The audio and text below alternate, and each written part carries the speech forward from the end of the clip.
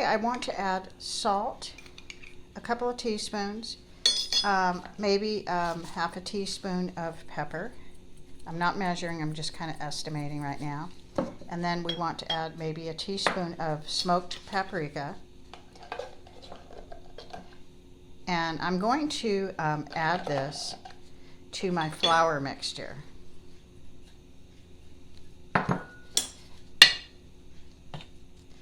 And we're just going to mix it together, and that's going to be our coating for our chicken. Now I've done this many ways. I've taken a brown paper bag and put a couple in at a time and shaked it up.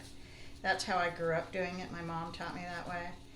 But these are really plump, large drumsticks. So I'm just going to kind of roll them like this in the flour mixture and make sure I coat them really well.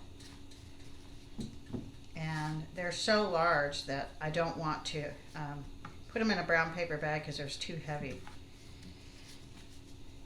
And I want to make sure that I pull the skin down so it stays on, and because you want to crisp up your skin. So I'm just going to coat this really well with flour, and then I'll meet you at the stove to start the process. Okay, you want to test your oil to make sure it's hot enough, so you drop a little bit of flour and you can see it's sizzling, so it's ready to fry. You don't want to crowd the pan, so I am just going to cook 3 of these drumsticks in a pan at one time. You want to cook these about 7 or 8 minutes on each side so they're kind of golden like that.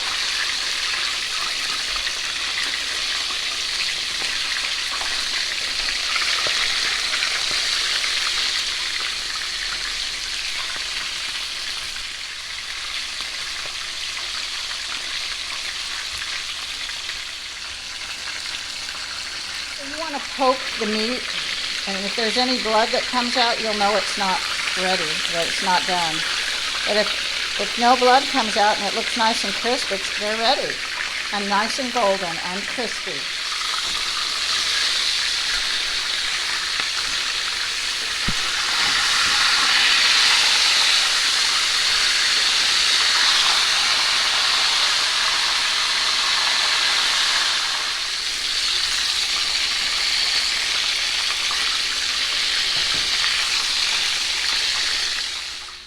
Okay, this is all the gristle left from frying our chicken. Now I drained all the grease, and I don't put any oil in my gravy. Just a little bit of the gristle here, and you can add a little bit of butter.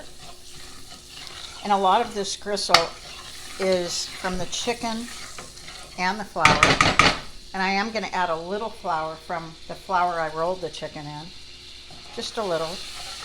And I'm going to, on low, kind of mix all this together until I have a roux.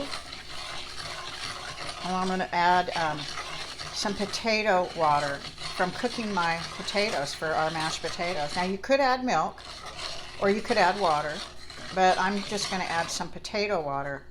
It makes it a little richer and has a little more flavor.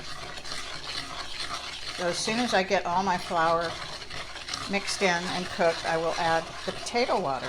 Okay, here you have it nice and golden. Now you can add your water, milk, whatever you're going to add, potato water. The reason I prefer to use water or potato water, you could use chicken broth, but I don't like to because I feel it already has enough chicken flavor, is because when you use milk, it turns into more of like a white gravy, and I prefer a golden gravy.